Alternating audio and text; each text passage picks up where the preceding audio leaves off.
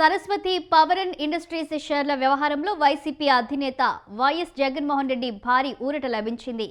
Jagan family pack వివాదంలో కీలకమైన Saraswati power and industries షేర్ల వ్యవహారంలో హైదరాబాద్లోని కంపెనీ లా ట్రిబ్యునల్ కీలక తీర్పు వెలువరించింది. ఈ కంపెనీలోని షేర్లను ట్రాన్స్ఫర్ చేయడానికి వీల్లేదని స్పష్టం చేస్తూ గతంలో తీసుకున్న నిర్ణయాన్ని నిలిపివేసింది. ఈ మేరకు తాజాగా తీర్పు ఇచ్చింది. ఈ పరిణామం జగన్కు ఊరటనివ్వగా షర్మిల, విజయమ్మలకు ఒకంత షాక్ అనే చెబుతున్నారు న్యాయ నిపుణులు.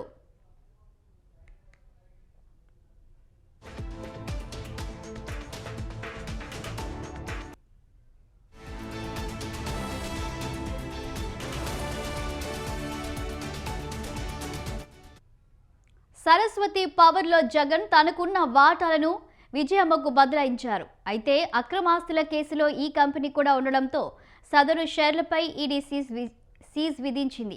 అంటే వీటిని బదలాయించేందుకు, విక్రయించేందుకు అవకాశం లేదు. ఏదైనా జరిగితే అది జగన్ బెయిల్ రద్దుకు దారితీసే పరిణామంగా మారుతుంది. కానీ గత ఏడాది ఎన్నికలకు ముందు విజయమ్మ వాటాగా ఇచ్చిన షేర్లను షర్మిలకు బదలాయించారు.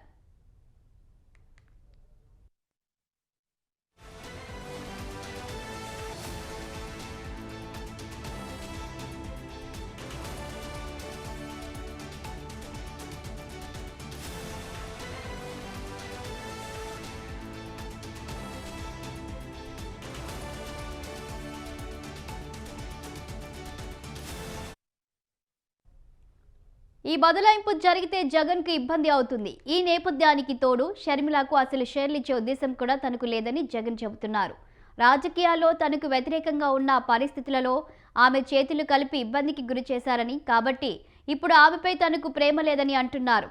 ఈ క్రమంలో తన చెల్లి, తల్లి చేసిన బదలాయింపులను నిలుపుదల చేయాలని కోరుతూ గత ఏడాది సెప్టెంబర్లో కంపెనీ లా ట్రైబ్యునల్లో కేసు వేశారు.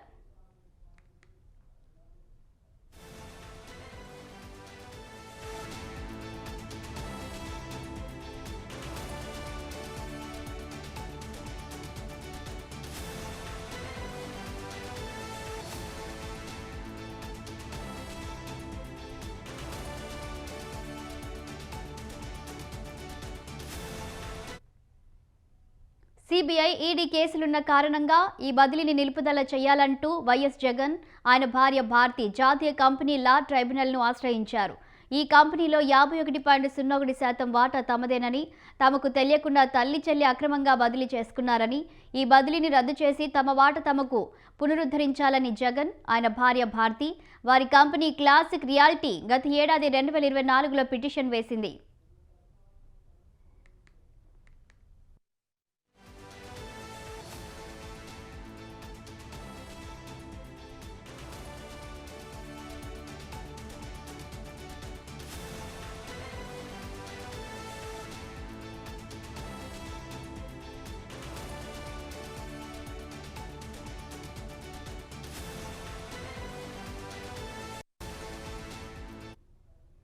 అయితే షేర్ల బదిలీ సక్రమమే అని, సరస్వతి పవర్ వాటాలను ఈడీ జప్తు చేయలేదంటూ విజయమ్మ, షర్మిల తమ వాదనల్ని వినిపించారు. షేర్ల బదిలీతో బెయిల్ నిబంధనల్ని ఉల్లంఘించినట్టు అవుతుందని, కావున వాటిని రద్దు చేయాలని జగన్ దంపతులు తమ వాదనలు వినిపించారు. 99.89% వాటా తన పేరుపై ఎప్పుడో బదిలీ అయిందని, కంపెనీ తనదేనని జగన్ తల్లి విజయలక్ష్మి వాదన వినిపించారు. అయితే ఇది తండ్రి సంపాదించిన ఆస్తి కాదని, చెల్లి షర్మిలపై ప్రేమాభిమానంతో సరస్వతి కంపెనీలో తమకు ఉన్న 51% వాటాను ఈడీ కేసులు ముగిసిన తర్వాత ఇవ్వాలని అనుకున్నట్టు జగన్ తెలిపారు. ఇరు పక్షాల మధ్య 10 నెలల పాటు వాదోపవాదాలు జరిగాయి. అలాగే ఇరు వర్గాలు మే 30న లిఖితపూర్వక వాదనలు సైతం సమర్పించాయి.